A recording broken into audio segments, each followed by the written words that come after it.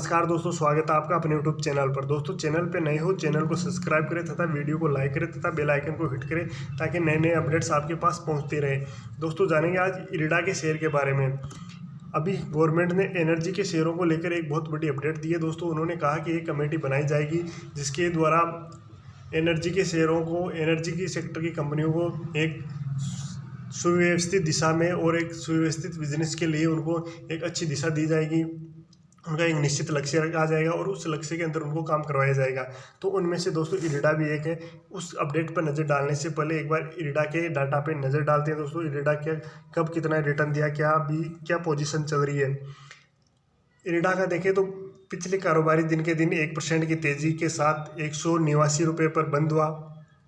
वहीं इसने 195 रुपये का हाई बनाया तथा 187 रुपये का लो बनाया तथा इरिडा ने पिछले एक साल में 84.69% का रिटर्न दिया।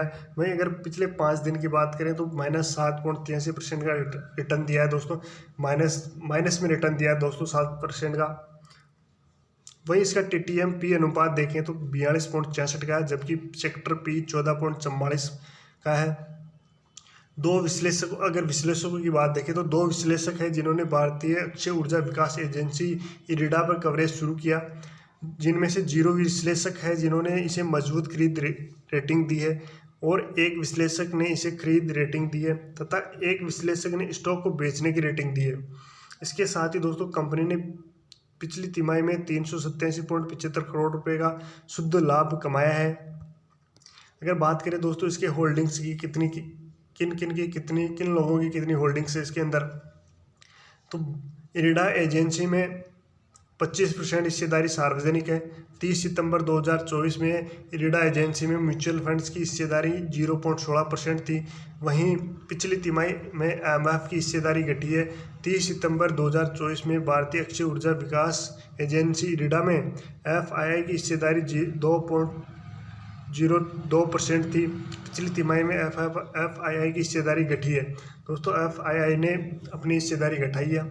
वहीं देखें दोस्तों, ग्राफ देखें तो ग्राफ 1% की तेज़ी के साथ देखने को मिल रहा है पिछले कारोबारी दिन में। अगर पिछले 5 दिन का ग्राफ देखें तो -7.83% का लॉस दिखा रहा है दोस्तों, गिरावट दिखा रहा है। पिछले 1 महीने में दोस्तों ग्राफ गिरावट दिखा रहा है।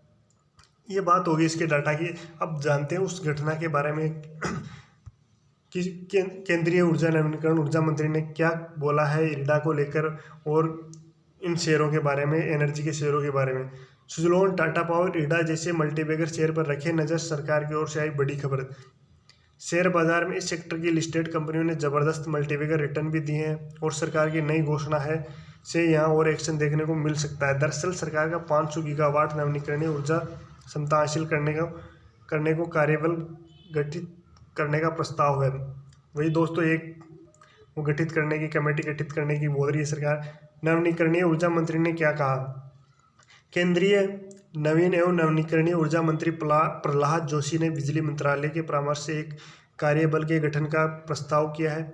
इसका मकसद 2030 तक 500 गीगावाट नवीनीकरणीय ऊर्जा क्षमता के महत्वाकांक्षी लक्ष्य को पूरा करने के प्रयासों को गति देना है।